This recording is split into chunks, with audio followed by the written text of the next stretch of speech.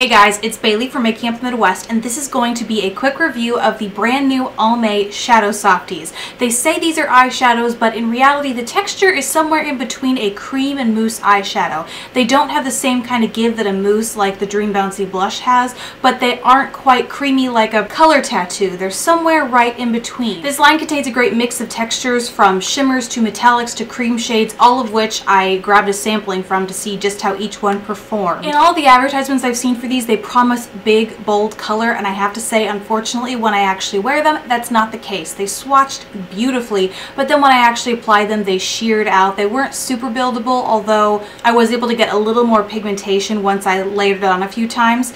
Even still though, when I did wear them, I was so impressed with the wear time. The fading was minimal, the creasing was virtually non-existent even after about 12 hours of wear.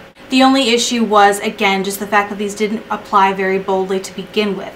All in all though, I have to say, if you don't mind that they're not that pigmented, you actually prefer your eyeshadows, you can have that pop of color you see without being too bold. It's, you know, it really keeps it pretty daytime wearable if that's what you're into. These are a great way to change up your makeup routine and add a kind of a moussier, a very smooth, creamy mousse texture instead in lieu of an eyeshadow or a purely cream eyeshadow. In terms of multitasking and functioning also as an eyeshadow base, I have to say that they don't provide a ton of stickiness, so I wouldn't expect a ton of amplification to come to your eyeshadows if you were to use them over these, but they wouldn't be a bad thing. So for $5, I have to say, you have to be aware that they're not super buildable and not super pigmented, but if you're okay with that and you want to change things up in your makeup routine with a little bit of different texture, these are a pretty good way to go, surprisingly enough. So I hope this review helped you guys. Thank you so much for watching, and I will see you in my next video. Bye!